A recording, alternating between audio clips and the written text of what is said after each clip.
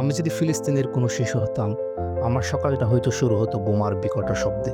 আমার স্কুলটা হয়তো আর থাকতই না, হয়তো গত রাতেই ধ্বংস হয়ে যেত বোমার আঘাতে।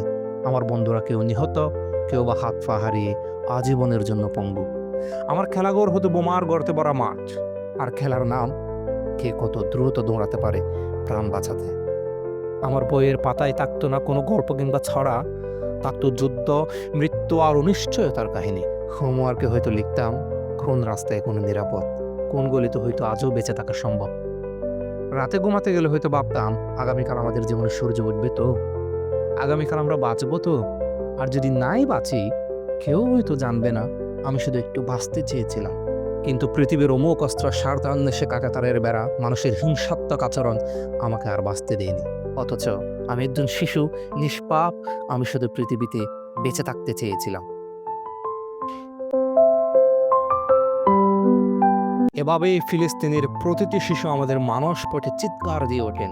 একটা দিন যদি ওই ভূমিতে আমরা থাকতাম, হয়তো বুঝতে পারতাম পৃথিবীর সকল শিশু নিরাপদ নয়, সব মানুষের অধিকারও কিন্তু এক নয়। এই নিষ্পেষিত মানুষগুলোর জন্য আমরা কিছুই হয়তো বা করতে পারছি না, তবুও আমাদের চুপ থাকা উচিত নয়।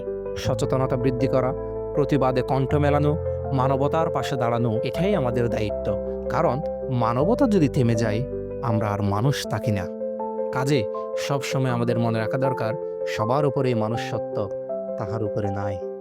শুধুমাত্র ধর্মের কারণে, শুধুমাত্র জাতিবিদ্বেষের কারণে, শুধুমাত্র অবৈধ দখলদারিত্বের কারণে পৃথিবীর কোনো মানুষ এই পৃথিবী থেকে তাদের ভূমির অধিকার হারাবে না, তাদের বেঁচে থাকার অধিকার হারাবে না।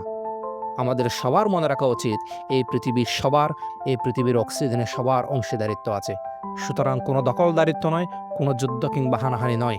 আসুন মায়া ছড়াই, পৃথিবীকে একটি শান্তি ও আবাসযোগ্য ভূমি হিসেবে আমরা গড়ে তুলি। জয় হোক মানবতার, জয় হোক মানুষের, জয় হোক ফিলিস্তিনের।